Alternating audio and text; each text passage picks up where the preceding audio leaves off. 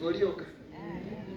Awa mitaba nene awake abanuru n'abaleu n'abagwanire muyemo. Mwalule nanje ndimanye teke gusi. Seneta Kebaso. Uramu matensa. Abange mumanye tuli manye tai mukyoka bakoigora. Mwoli okwanere kolwa. Let me see. Yani timanye kaniti nandenje nona akinere tensa. Iga. Walipata manyeti. Njino mocho koro Nyamira. Nyamira mwateku is just around the corner. Matega. Umwana bo musfati ule koro kumeri sigara. Ule ngo mwalimu gaiga around. Munanta kwa nabantu bandi go muhigule sinatigere.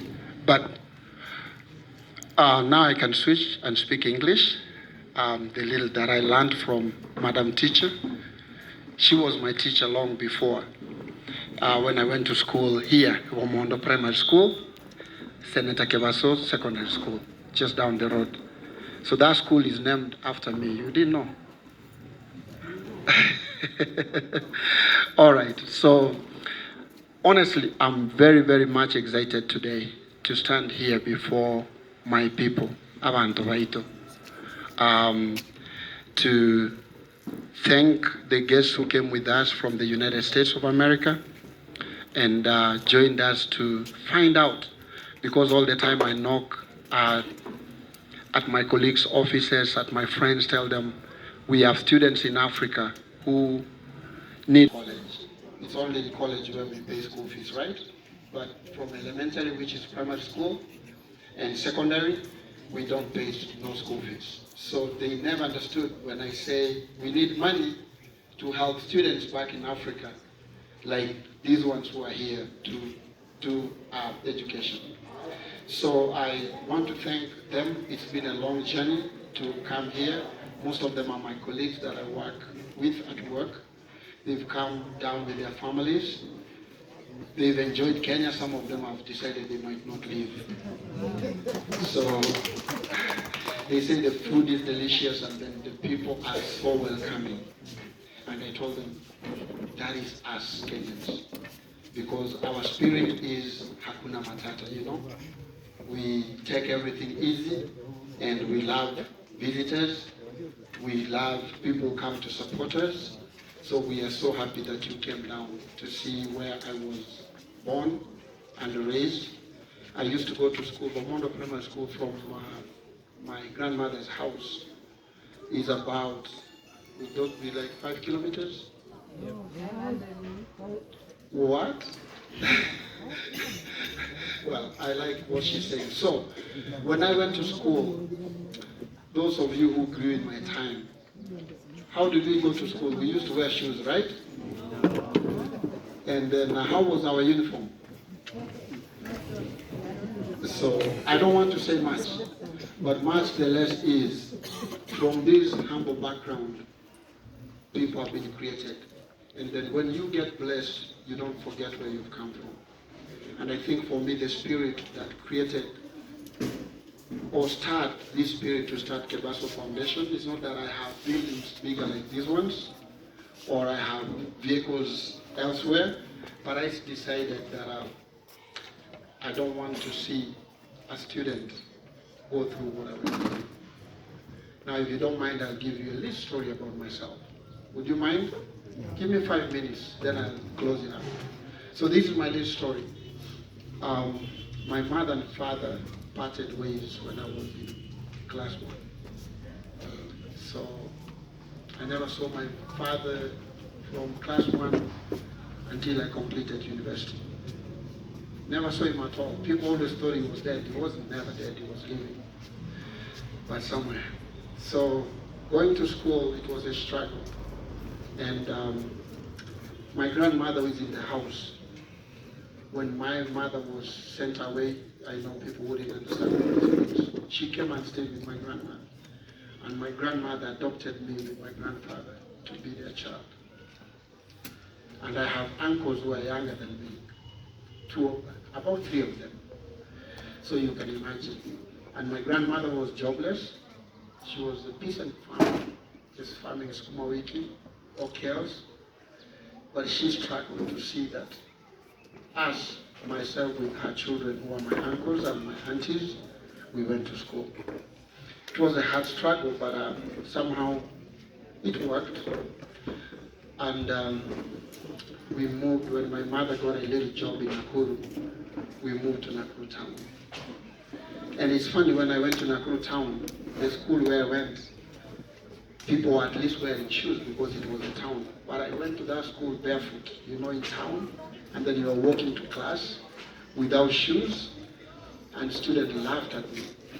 They really did. Like some of you would laugh when you see people without shoes. But I said in my heart, I would never want to see another child be laughed at some day. So went to school at Mulimani Primary School in Nakuru and completed to be the best student from Nakuru municipality. So top scorer. And I got admitted to Moi High School, Kebaso. All right, my school of choice, my dream school. And I was like, now from here, I'll be a doctor. I was so happy when those results came out, and I thought my dream to become a medical doctor happened. But lo and behold, the admission letter came with conditions. They needed, in that time, 1989, they needed 13,000 Kenya shillings. That is only $130 to attend that school. My mother was earning around 2,000 Kenya shillings, and we needed to pay rent. 2,000 is like $20 a month. Yeah, that's what she was making. So she looked at me and said, "Son, I don't think you'll make it to this school." And I cried so hard, because I thought I'll beat poverty and I'll go to a good school. Remember, when I was in primary school, I was going tilling land, vibarua. Mnajua kufanya vibarua? Ninalima shamba, ninalimia watu to make some money to survive. And so I thought, now I'll go to a school, a boarding school. I'll never do that tilling again, and I'll never struggle again. But unfortunately, it was not to be. My mother told me, there is no money, you cannot go to Moi High School, Kebaso. And so I ended up going to Menengai High School. Those who know Menengai High School from London. Anybody from Nakuru? Yeah. So how far is Menengai High School from London? Morning, walk to school because we couldn't afford fare. Fare was only 50 cents, which is like what? It's not even a dime. Just we couldn't afford that. So I walked to school every day, and they had a school lunch program, which was charging 200 Kenya shillings. That's about $2 a month. Unfortunately, my mother could not afford $200 for that lunch. So I stayed in school from morning to evening without lunch, and then walked away again 5 kilometers without lunch. This is not a story. Those who come from Nakuru probably would understand better. It happened. It's real. When I think about it, I thank God. But nonetheless, so quickly, I went to this school, I walked through, and finally, I was able to make it to university.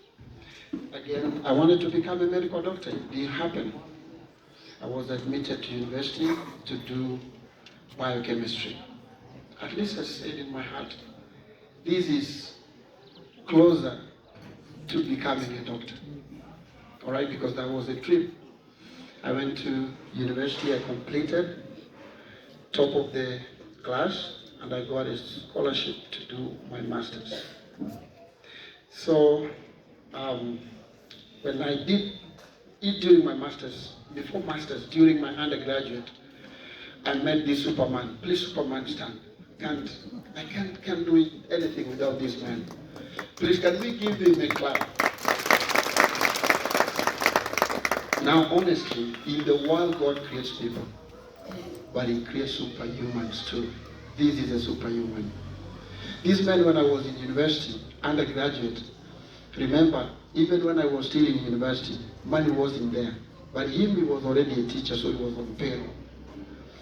He realized I am running without lunch, and he told me, you can always come by my house. So I go to his house, We cook together, we eat. I wash the dishes, that's what he punished me with. But at least I had the food when he was there.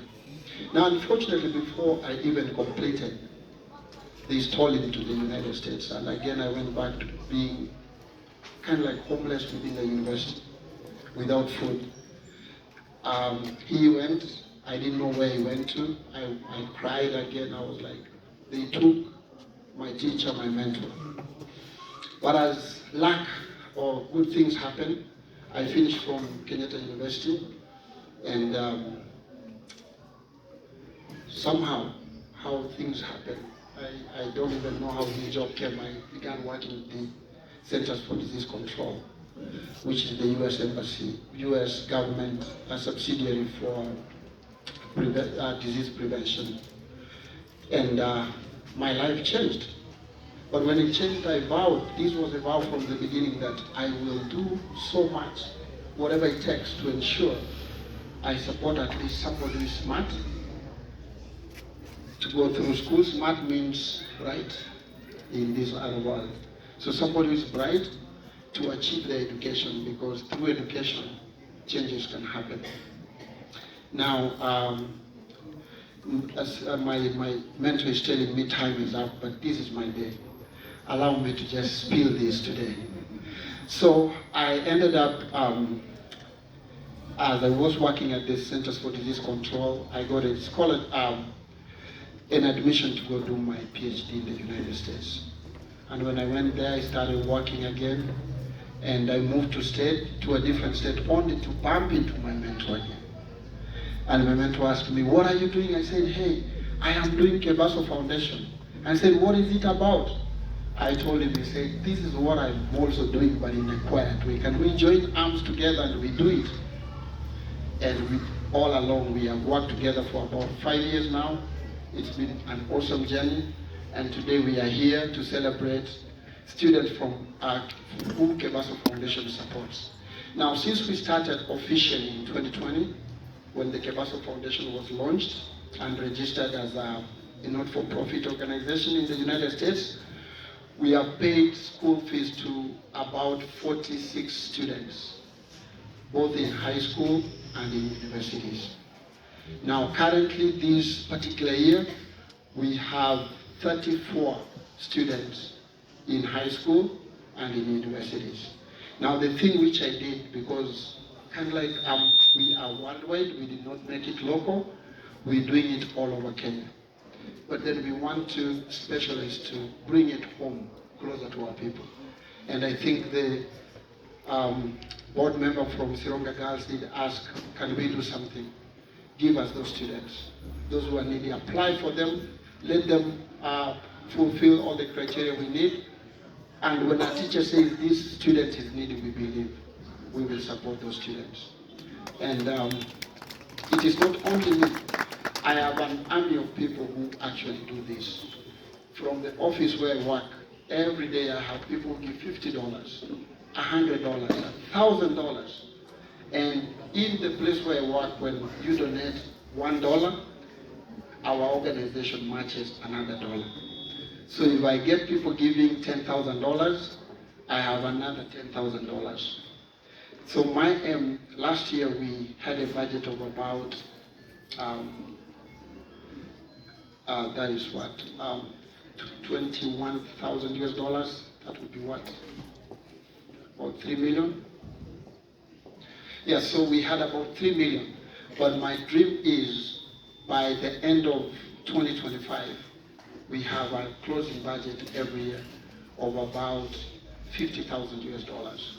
And I believe from the movement that we have started, we will be able to make it there, $50,000, which translates to about 6 million. That, when the school fees for a high schooler is how much? What is the average school for a high school? 53,000. I wanted them to hear, because I tell them, and they're like, so they now know. 53,000 shillings is about $500. So when we get back home, remind those people, if we can get a donor just giving $500 a year, and that translates to about $60 a month, just 60, which is not enough money for a lunch in the US. So forfeit one lunch or two lunches, something like that. Forfeit two lunches, and we'll be able to support the students throughout the year to go to school. So I want to thank those who accompanied me here to come and witness the Kebaso Foundation successes that we have made, and then knowing where we are going. This would have not been possible possibly if I didn't have the support from my wife. My wife has been awesome. When I told her we need to put into the foundation every $10,000 from our family, she never objected. She said, that's okay. Many other women will fight and say, I need a good car, I need good shoes, but she agreed. So I want to thank her first, and then I'll come down to thank our able lawyer, Dunstan Omari Mogaka. Is he in the house? He's not in the house, but still, please remember those who come from around. Say, Kebaso Foundation came to the grounds, we felt at home. Thanks for hosting us, the people here, the workers, the manager, all of you are awesome. We have enjoyed the food, the company, the entertainment was awesome. My friends were like, are we somewhere in heaven? I think this looks like heaven, right? Anyway, and then I just want to thank the Sironga Girls School.